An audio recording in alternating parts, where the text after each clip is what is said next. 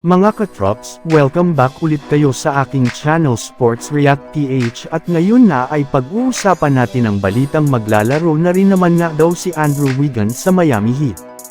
Pag-uusapan na rin nga natin ngayon dito sa ating panibagong video ang naibalitang pinakamagaling na center na pwedeng makuha ngayon ng Los Angeles Lakers sa buyout market.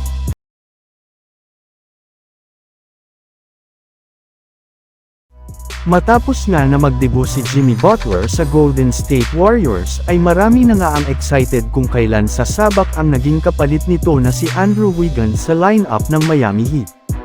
Well, para nga sa inyong kaalaman mga katrops, ipapakilala pa lang naman nga ng Miami Heat bukas ng umaga ang kanilang mga bagong player na nakuha sa trade deadline kagaya na lang nina Andrew Wiggins, Kyle Anderson, at si Davion Mitchell. At ayon nga sa ibinulgar na balita ng NBA insider na si Ryan Reynolds, malaki na nga daw po ang posibilidad na maglaro agad ang tatlong ito sa next game ng Miami Heat sa February 11 laban sa ating defending champions na Boston Celtics.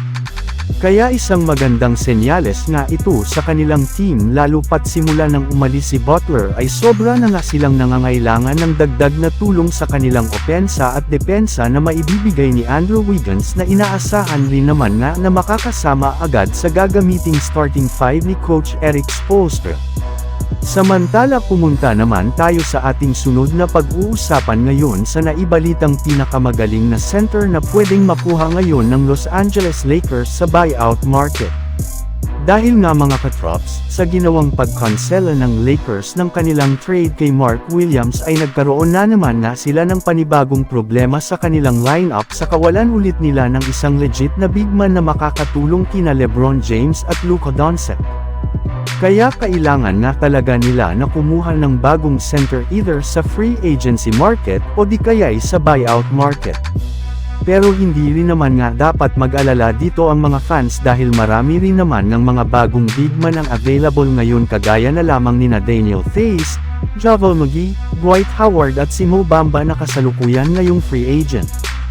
Pero para nga sa inyong kaalaman, bago pa man nga kumuha ang Lakers ng bagong center dito ay kailangan muna nga ng kanilang team na magtumble o mag-buyout ng at least isang player sa kanilang lineup since dahil nga sa pagbabalik nina Dalton Knecht at Cam Reddish ay aabot na naman sa 15 players ang kanilang hawak ngayon na merong regular na kontrata. Pero sa apat na nabanggit nga nating center kanina ay si Daniel Theis pa rin nga ang pinakamagaling na big man na maaari nilang makuha sa buyout market since nagkaroon pa rin naman nga ito ng dissenting performance ngayong season sa New Orleans Pelicans sa pag-average niya dito ng 4.3 points at 4.3 rebounds per game sa kanyang 40% shooting sa field goal na siguradong babagay sa Los Angeles Lakers. So yun lang nga mga katrops ang handog ko sa inyong storya ngayong araw. Sana nag-enjoy kayo. Please like and subscribe my YouTube channel Sports React PH para sa iba pang storya at update patungkol sa NBA. Kita-kits muli sa ating susunod na video.